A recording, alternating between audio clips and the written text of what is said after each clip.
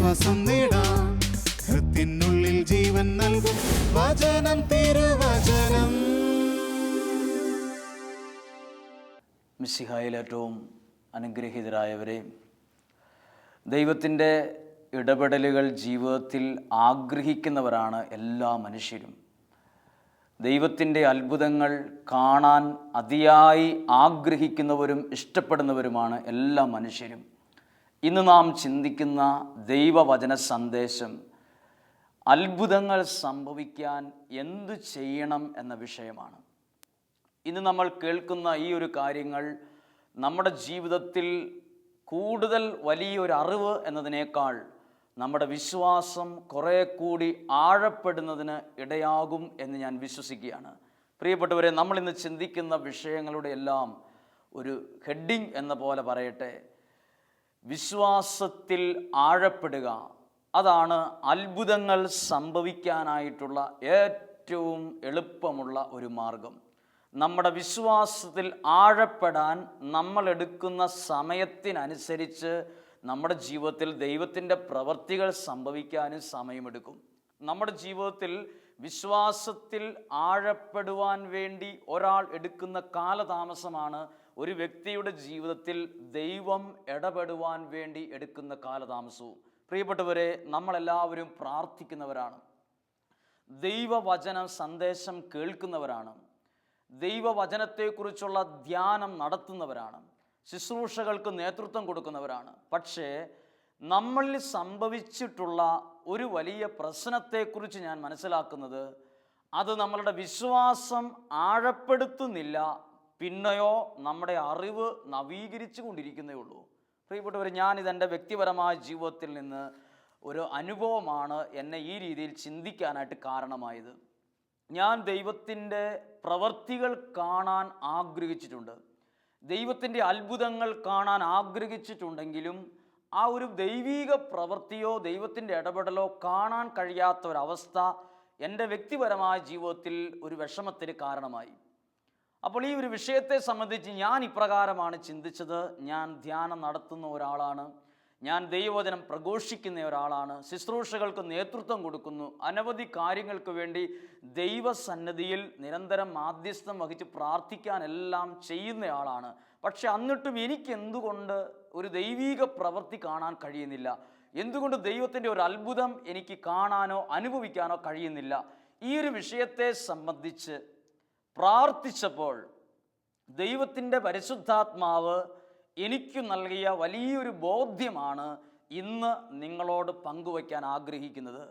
ഈ ഒരു വിഷയവുമായി ബന്ധപ്പെട്ട് എൻ്റെ പ്രാർത്ഥനയിൽ തെളിഞ്ഞു വന്ന കാര്യം ഇതാണ്.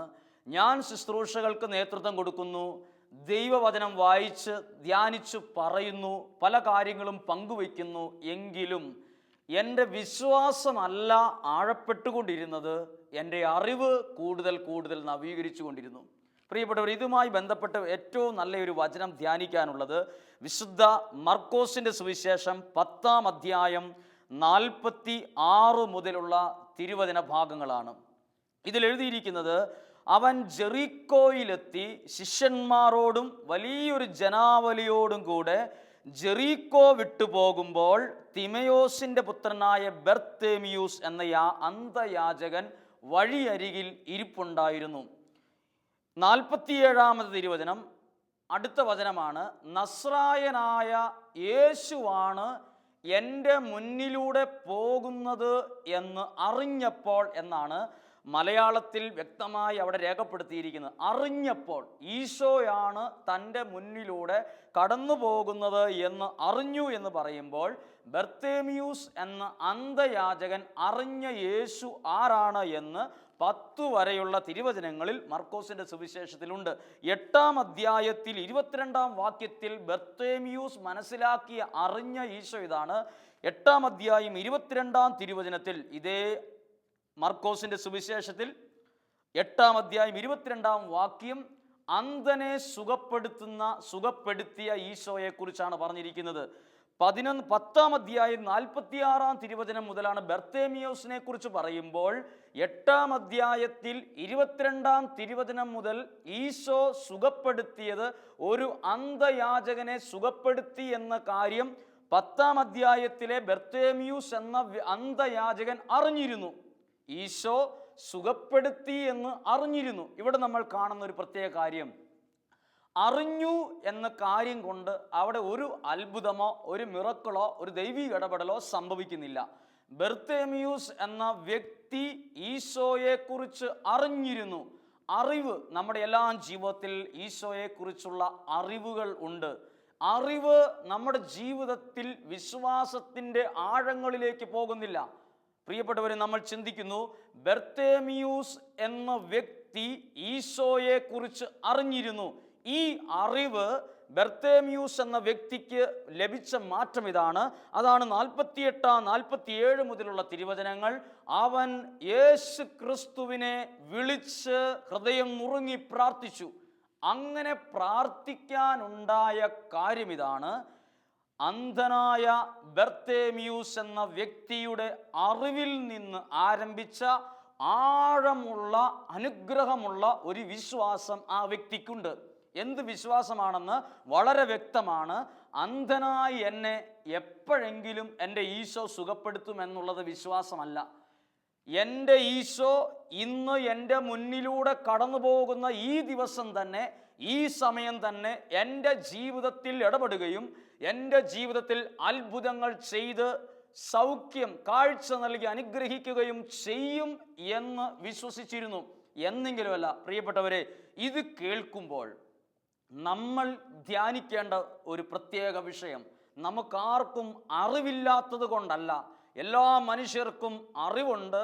നമ്മൾ ചെയ്തുകൊണ്ടിരിക്കുന്ന കാര്യം അറിവിനെ നവീകരിച്ചു കൊണ്ടിരിക്കുകയാണ്.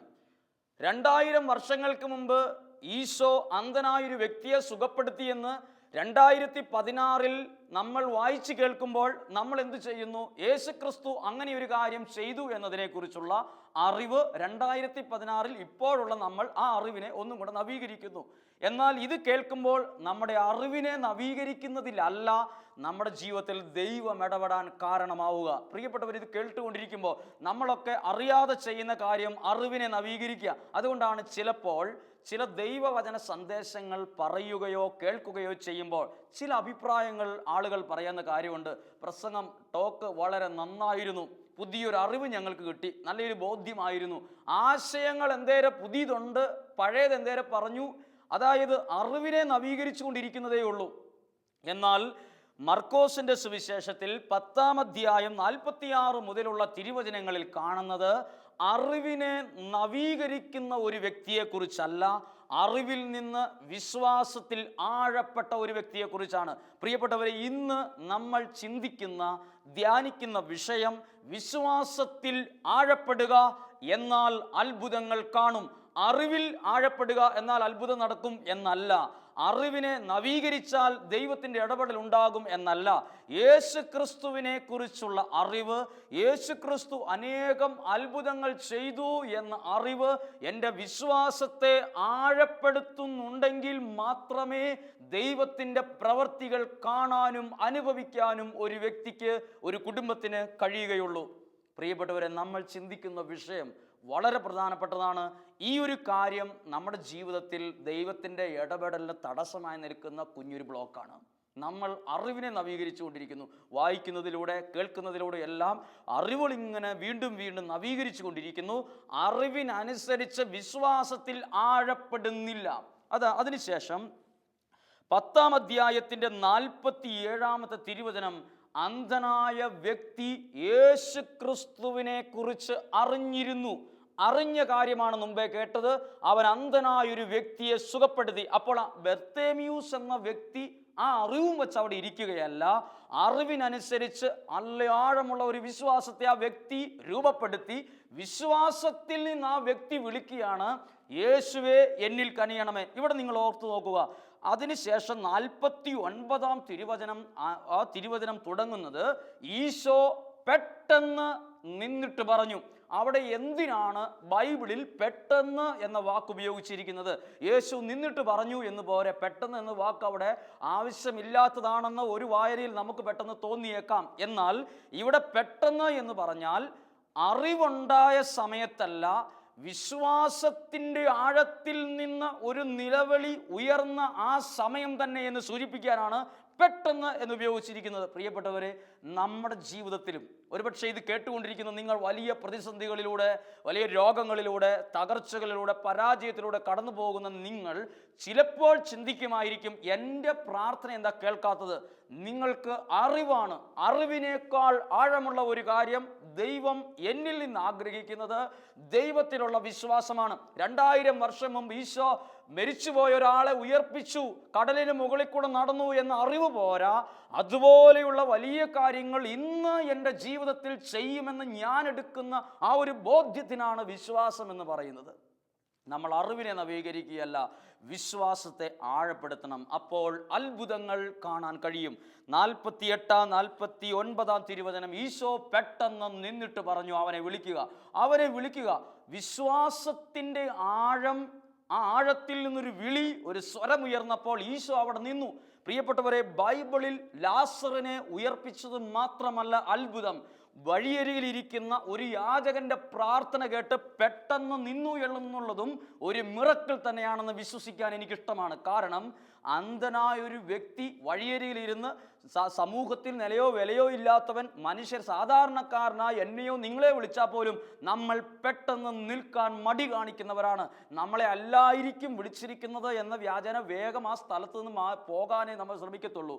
എന്നാൽ നോക്കുക, അന്ധനായ വ്യക്തി, ആ വ്യക്തിയുടെ അറിവിൽ നിന്ന് ഈശോയാണ് കടന്നു പോകുന്നത് എന്ന അറിവിൽ അവിടെ ഇരുന്നപ്പോഴല്ല, അറിവിൽ നിന്ന് ഹൃദയത്തിൽ രൂപപ്പെട്ട ആഴമുള്ള വിശ്വാസത്തിൽ നിന്ന് ഒരു വിളി ഉയർന്നപ്പോൾ സർവശക്തനായ ദൈവം അവിടെ നിന്നു. അതിൻ്റെ അർത്ഥം ഞാനോ നിങ്ങളോ അറിവിൽ നിന്ന് വിളിക്കുമ്പോഴല്ല, നമ്മുടെ വിശ്വാസത്തിൻ്റെ ആഴത്തിൽ നിന്ന് എപ്പോൾ എവിടെ വച്ച് നമ്മൾ വിളിച്ചോ, നമ്മുടെ ആവശ്യങ്ങളുടെ മുമ്പിൽ സർവശക്തനായ ദൈവം പെട്ടെന്ന് നിൽക്കും. പെട്ടെന്ന് എന്ന് പറഞ്ഞാൽ ഇന്ന് വിളിച്ചാൽ 10 വർഷം കഴിയുമ്പോൾ നിൽക്കും, അല്ലെങ്കിൽ എനിക്കൊരു ഉത്തരം തരും, എന്നെ അനുഗ്രഹിക്കും എന്നല്ല. ഇന്ന് എൻ്റെ ജീവിതത്തിൽ സർവശക്തൻ ഇടപെടും എന്നാണ് അതിൻ്റെ അർത്ഥം. പ്രിയപ്പെട്ടവരെ, ഇവിടെ അതിനുശേഷം 51 അധ്യായം ചോദിക്കുന്ന ചോദ്യം ഇങ്ങനെയാണ്. വിശ്വാസത്തിൽ നിന്നൊരു നിലവിളി ഉയർന്നപ്പോൾ ഈശോ ചോദിക്കുന്നു, നിനക്ക് വേണ്ടി ഞാൻ എന്തു ചെയ്തു തരണമെന്നാണ് നീ ആഗ്രഹിക്കുന്നത്? നീ ആഗ്രഹിക്കുന്നത് നിനക്ക് ഞാൻ ചെയ്തു തരും. പ്രിയപ്പെട്ടവരെ, അറിവിൽ നിന്നുണ്ടായ ഒരു സ്വരത്തെ അല്ല ആഗ്രഹിക്കുന്ന മേഖലയിൽ ദൈവാനുഗ്രഹം ഉണ്ടാകാൻ കാരണം. ഒരുപക്ഷെ ഇവിടെ ഇത് വചനം കേൾക്കുന്ന, ഇപ്പോൾ കേട്ടുകൊണ്ടിരിക്കുന്ന പല വ്യക്തികളും പല കാര്യങ്ങളെക്കുറിച്ചും ആഗ്രഹിക്കുന്നവരായിരിക്കും. പല കാര്യങ്ങളും ഒന്ന് ആഗ്രഹിക്കുന്നവരായിരിക്കും. ഓരോ വിഷയങ്ങളുടെ മേൽ അതൊന്ന് മാറിക്കിട്ടിയായിരുന്നെങ്കിൽ, ഈ സ്ഥലം ഒന്ന് വിറ്റായിരുന്നെങ്കിൽ, അല്ലെങ്കിൽ എൻ്റെ മക്കൾക്ക് നല്ലൊരു ജോലി കിട്ടിയായിരുന്നെങ്കിൽ, ഒരു വിവാഹം നടന്ന് കണ്ടിരുന്നെങ്കിൽ, നല്ല ശമ്പളമുള്ള ഒരു ജോലി കിട്ടിയായിരുന്നെങ്കിൽ എന്ന് ആഗ്രഹിക്കുന്നവരാണ്. ആഗ്രഹിക്കുന്ന എല്ലാവരും ഇത് കേൾക്കുക. ആഗ്രഹിക്കുന്ന നിങ്ങൾക്ക് വേണ്ടത് സർവശക്തനായ ദൈവത്തെക്കുറിച്ചുള്ള അറിവല്ല, അറിവിൽ നിന്ന് രൂപം കൊള്ളുന്ന ആഴമുള്ള ഒരു വിശ്വാസമാണ്. ഇത് നമ്മുടെ ജീവിതത്തിൽ ഒരു വലിയ മാറ്റമുണ്ടാക്കാൻ കാരണമാകും. കാരണം ഇതെൻ്റെ വ്യക്തിപരമായ ജീവിതത്തിൽ ഒരു മാറ്റമുണ്ടാക്കിയിട്ടുണ്ട്. ഞാൻ ചിന്തിച്ചുകൊണ്ടിരുന്നത്, എന്തുകൊണ്ട് ദൈവം പ്രവർത്തിക്കുന്നില്ല, എന്തുകൊണ്ട് ദൈവം ഇടപെടുന്നില്ല, എൻ്റെ പ്രാർത്ഥന കേൾക്കുന്നില്ല, എന്തുകൊണ്ട് എൻ്റെ ആഗ്രഹത്തെ ദൈവം സാധിച്ചു തരുന്നില്ല? കാരണം പറഞ്ഞും വായിച്ചും കേട്ടുമുള്ള അറിവേ എനിക്കുണ്ടായിരുന്നുള്ളൂ. അറിവാണ് വിശ്വാസം എന്ന് ചിന്തിക്കരുത്. അറിവിൽ നിന്ന് വിശ്വാസം എന്ന് പറഞ്ഞാൽ ഇതുപോലെയുള്ള ദൈവ പ്രവർത്തികൾ എനിക്കും സർവശക്തൻ ഈ കാലഘട്ടത്തിലും ഈ നാളുകളിലും ചെയ്തും തരും എന്നുള്ള ഉറപ്പിനാണ് വിശ്വാസം. അതാണ് ഹെബ്രായ ലേഖനം പഠിപ്പിക്കുന്നത്. വിശ്വാസം എന്നത് പ്രത്യാശിക്കുന്ന കാര്യം എന്നെങ്കിലും കിട്ടുമെന്നുള്ളതല്ല. പ്രത്യാശിക്കുന്ന കാര്യം എനിക്ക് ദൈവം ചെയ്തു തരും ഇന്ന് എന്ന് വിശ്വസിക്കുന്നവരിലാണ് ദൈവത്തിൻ്റെ അത്ഭുതം നടക്കുക. നമ്മളിപ്പോൾ കേട്ടുകൊണ്ടിരിക്കുന്ന ഈ വിഷയത്തെ ഒരിക്കൽ കൂടി അതിൻ്റെ മെയിൻ കാര്യം ഞാൻ പറയട്ടെ. വിശ്വസിക്കുക, അറിവല്ല വിശ്വാസം. കേട്ട അറിവുകളെ വീണ്ടും വീണ്ടും നവീകരിക്കുന്നതല്ല വിശ്വാസം. അറിവിൽ നിന്ന് വിശ്വാസത്തിൻ്റെ ആഴങ്ങളിലേക്ക് പോകണം. എൻ്റെ ദൈവം ഇന്ന് എനിക്ക് അത്ഭുതം ചെയ്തു തരും. അതാണ് വിശുദ്ധ യോഹന്നാന്റെ സുവിശേഷത്തിൽ 11 അധ്യായത്തിൽ ഈശോ വളരെ വ്യക്തമായി എനിക്കും നിങ്ങൾക്കും കാണിച്ചു തന്നതും പഠിപ്പിച്ചതും. ലാസർ എന്ന പേരുള്ള ഒരു വ്യക്തി മരിച്ചു.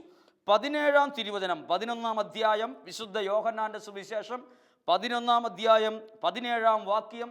ലാസർ മരിച്ചു, സംസ്കരിക്കപ്പെട്ടിട്ട് 4 ദിവസമായെന്ന് ഈശോ അവിടെ എത്തിയപ്പോൾ അറിഞ്ഞു. അതിനുശേഷം ആ വചനത്തിൽ നമ്മൾ കാണുന്ന ഒരു പ്രത്യേകത, ലാസറിൻ്റെ സഹോദരി ഈശോയുടെ അടുത്തു വന്ന് പറഞ്ഞു, മർത്ത യേശുവിനോട് പറഞ്ഞു, കർത്താവേ, നീ ഇവിടെ ഉണ്ടായിരുന്നെങ്കിൽ എൻ്റെ സഹോദരൻ മരിക്കുകയില്ലായിരുന്നു. എന്നാൽ നീ ചോദിക്കുന്നത് ദൈവം നിനക്കു ചെയ്തു തരുമെന്ന് എനിക്കറിയാം. അവിടെയും ഒരു അറിവ് വരികയാണ്.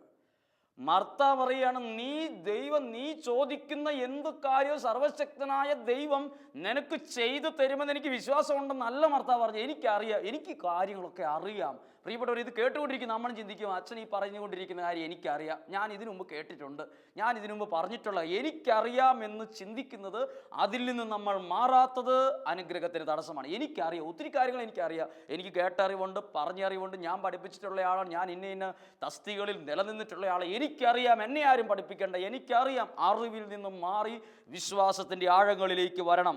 പറഞ്ഞു, എനിക്കറിയാം. യേശു പറഞ്ഞു, നിന്റെ സഹോദരൻ ഉയർത്തെഴുന്നേൽക്കും. അതൊരു വലിയ വാക്കാണ്. യേശു പറഞ്ഞു, നിന്റെ സഹോദരൻ ഉയർത്തെഴുന്നേൽക്കും. വീണ്ടും 24-ാം തിരുവചനം പറയാണ്, മർത്ത പറഞ്ഞു, അന്ത്യദിനത്തിലെ പുനരുദ്ധാനത്തിൽ ഉയർത്തെഴുന്നേൽക്കുമെന്ന് എനിക്കറിയാം. വീണ്ടും 2ാമത്തെ പ്രാവശ്യം പറയാണ്, എനിക്കറിയാം. ഈ പറയാൻ പോകുന്ന കാര്യമൊക്കെ എനിക്കറിയാം. വീണ്ടും യേശു അവളോട് പറഞ്ഞു, ഞാനാണ് പുനരുദ്ധാനവും ജീവനും, എന്നിൽ വിശ്വസിക്കുന്നവൻ മരിച്ചാലും ജീവിക്കും. അങ്ങനെ ജീവിക്കുകയും എന്നിൽ വിശ്വസിക്കുന്നവൻ ചെയ്യുകയും ചെയ്താൽ ഒരിക്കലും മരിക്കുകയില്ല. ഈശോ ചോദിക്കുകയാണ്, നീ ഇത് വിശ്വസിക്കുന്നുവോ? ഈശോ ചോദിക്കുന്നത് നിനക്കിത് അറിയാമോ എന്നല്ല. ഒരിക്കൽ കൂടി ആ വചനം ഞാൻ ആവർത്തിക്കട്ടെ. 25-ാം തിരുവചനം ഇങ്ങനെയാണ്, യേശു അവളോട് പറഞ്ഞു, ഞാനാണ് പുനരുദ്ധാനവും ജീവനും, എന്നിൽ വിശ്വസിക്കുന്നവൻ, എന്നെ അറിയാവുന്നവൻ എന്നല്ല, എൻ്റെ അത്ഭുതങ്ങളെക്കുറിച്ച് അറിവുള്ളവൻ എന്നല്ല, എന്നിൽ വിശ്വസിക്കുന്നവൻ മരിച്ചാലും ജീവിക്കും. 26-ാം തിരുവചനം, അങ്ങനെ ജീവിക്കുകയും എന്നിൽ വിശ്വസിക്കുകയും ചെയ്യുന്നവൻ ഒരിക്കലും മരിക്കുകയില്ല. അടുത്ത വാക്ക് ചോദിക്കുകയാണ്, ഇത് നീ വിശ്വസിക്കുന്നുണ്ടോ? ഇത് നിനക്ക് അറിയാവോ എന്നല്ല. പ്രിയപ്പെട്ടവർ, ഇന്ന് സർവശക്തനായ ദൈവം നമ്മളോട് ചോദിക്കുന്നത് നിനക്ക് ഈ കാര്യങ്ങളൊക്കെ അറിയാമോ എന്നല്ല, ഈ കാര്യങ്ങളിൽ നീ വിശ്വസിക്കുന്നുവോ എന്നാണ്. പ്രിയപ്പെട്ടവരെ, നമ്മുടെ ജീവിതത്തിൽ ദൈവത്തിൻ്റെ അത്ഭുതങ്ങൾ സംഭവിക്കാനുള്ള ഒരു തടസ്സമാണ്, നമുക്കെല്ലാം അറിയാം, എന്നാൽ നമുക്ക് വിശ്വാസം കുറവാണ്. അറിവുണ്ട്, അറിവിനെ വീണ്ടും വീണ്ടും നവീകരിച്ചു കൊണ്ടിരിക്കുന്നു. അറിവ് നവീകരിക്കുന്നതോടൊപ്പം വിശ്വാസത്തിൽ ആഴപ്പെടുന്നില്ല. അതൊരു പുറത്തു മാത്രം നിലനിൽക്കുന്ന ഒരു ഭാഗമായി, പെരിഫറലായിട്ട് നിലനിൽക്കുന്നു. അറിവ് വിശ്വാസത്തിൻ്റെ ആഴമാണ് വർദ്ധിപ്പിക്കേണ്ടത്. അറിവിൽ നിന്നല്ല അത്ഭുതം കാണാൻ കഴിയുക.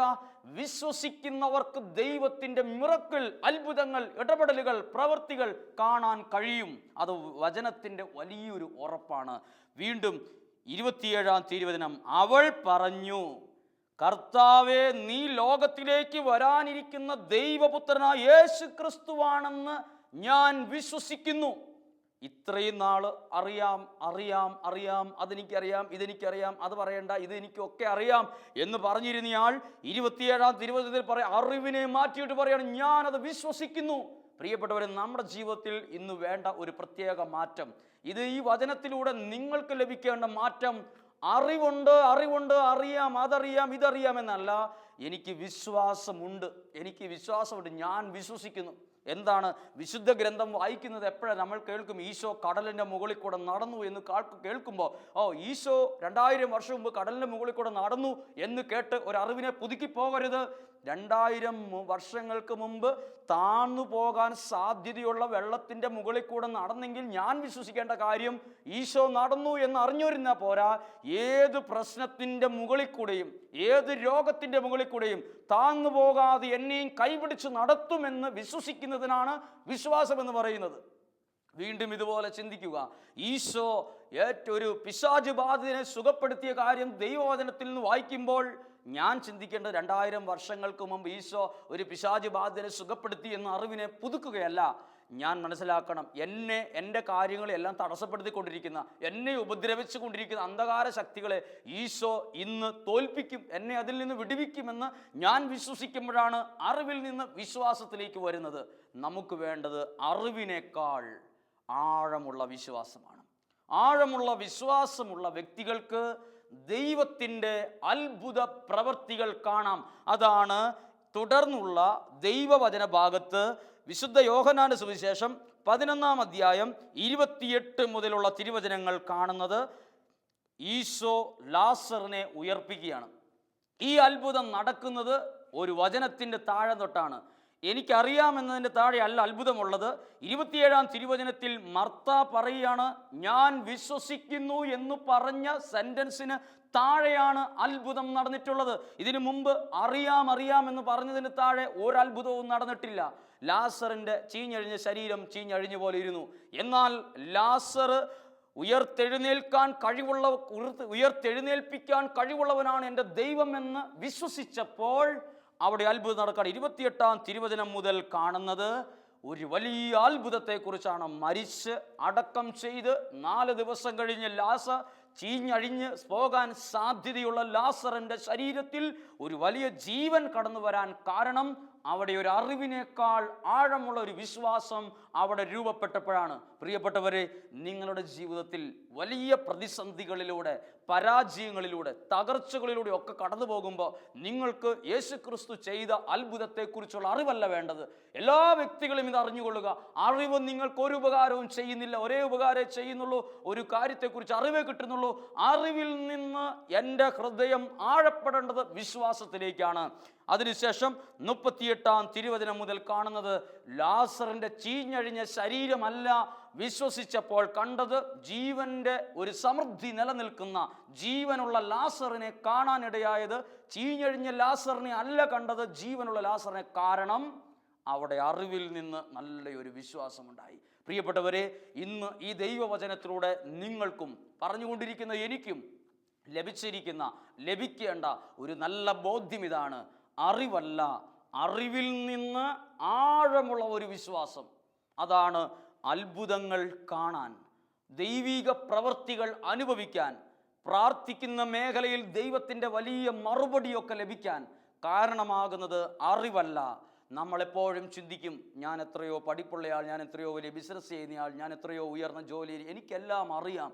അറിവ് അത്ഭുതം ദൈവിക പ്രവൃത്തിക്ക് കാരണമാകുന്നില്ല. അറിവല്ല വേണ്ടത്, അറിവിൽ നിന്ന് വളരേണ്ട, ആഴപ്പെടേണ്ട ഒരു വിശ്വാസം ആവശ്യമാണ്. ഈ ദൈവവചന സന്ദേശത്തിലൂടെ നിങ്ങൾക്ക് സർവശക്തനായ ദൈവം തരുന്നത് അറിവിനെ നവീകരിക്കുന്ന ഒരവസ്ഥയല്ല, വിശ്വാസത്തെ ആഴപ്പെടുത്തുന്ന ഒരു നല്ല ബോധ്യമായിരിക്കട്ടെ. നമുക്കൊരു നിമിഷം കേട്ടുകൊണ്ടിരിക്കും, നമുക്ക് പ്രാർത്ഥിക്കാം. ദൈവമായ കർത്താവേ, ഞങ്ങൾക്ക് ഇഷ്ടംപോലെ ആളുകൾ പറഞ്ഞിട്ടുള്ള നല്ല നല്ല കാര്യങ്ങൾ ഒരുപാട് അറിയാം. ദൈവവചനത്തെക്കുറിച്ച് അറിയാം, യേശു സർവശക്തനാണെന്ന് ഞങ്ങൾക്കറിയാം. എന്നാൽ ഈ അറിവിലല്ല ഞങ്ങൾക്ക് വേണ്ടത്. അറിവിൽ നിന്ന് രൂപപ്പെടേണ്ട, ആഴപ്പെടേണ്ട നല്ലൊരു വിശ്വാസം. അതാണ് ശിഷ്യന്മാർ പ്രാർത്ഥിച്ചത്. ഞങ്ങളുടെ വിശ്വാസം ഒന്ന് വർദ്ധിപ്പിച്ചു തരണേ. നമുക്കും അതേ പ്രാർത്ഥന ആവർത്തിക്കാം. ഞങ്ങളുടെ വിശ്വാസത്തെ ആഴപ്പെടുത്തി തരണം. ഞങ്ങൾക്ക് ആവശ്യത്തിൽ കൂടുതലുള്ള വലിയ അറിവുകൾ ഞങ്ങൾക്കുണ്ട്, ഇഷ്ടം പോലെ അറിവുകളുണ്ട്. പറഞ്ഞതും അറിഞ്ഞതും പഠിച്ചതുമായ ഒരുപാട് അറിവുകളുണ്ട്. അറിവല്ല ഇനി ഞങ്ങൾക്ക് വേണ്ടത്. ഇനി അറിവിൽ നിന്ന് ഞങ്ങൾക്ക് ആഴപ്പെടേണ്ടത് ഞങ്ങളുടെ വിശ്വാസത്തിലുള്ള ജീവിതമാണ്. യേശു ക്രിസ്തു സർവശക്തനാണെന്നുള്ള അറിവല്ല, ആഴമുള്ള വിശ്വാസം. യേശു ക്രിസ്തു പണ്ട് അത്ഭുതം ചെയ്തു എന്നറിവല്ല, യേശു ക്രിസ്തു ഇന്ന് എനിക്ക് വേണ്ടി അതുപോലെ അതിനേക്കാൾ വലിയ അത്ഭുതങ്ങൾ ഇന്ന് എൻ്റെ ജീവിതത്തിൽ ചെയ്യുമെന്ന ബോധ്യമാണ് എൻ്റെ വിശ്വാസം. അതിനുള്ള വലിയ കൃപ സർവശക്തനായ ദൈവം ഈ ഒരു വചന സന്ദേശത്തിലൂടെ നിങ്ങൾക്ക് നൽകി സമൃദ്ധമായിട്ട് അനുഗ്രഹിക്കട്ടെ. യേശു ക്രിസ്തു നിങ്ങളുടെ ജീവിതത്തിൽ വലിയൊരു അനുഗ്രഹം തരും. എപ്പോൾ? അറിവിൽ നിന്ന് നല്ലൊരു വിശ്വാസം നിങ്ങളിൽ ആഴപ്പെടുമ്പോൾ. ഈ ഒരു വലിയ കൃപ ഈ ഒരു വചന ശുശ്രൂഷയിലൂടെ സർവശക്തനായ ദൈവം നിങ്ങൾക്ക് നൽകട്ടെ എന്ന് പ്രാർത്ഥിക്കുന്നു. ദൈവം നിങ്ങളെ സമൃദ്ധമായി അനുഗ്രഹിക്കട്ടെ. ആമേൻ.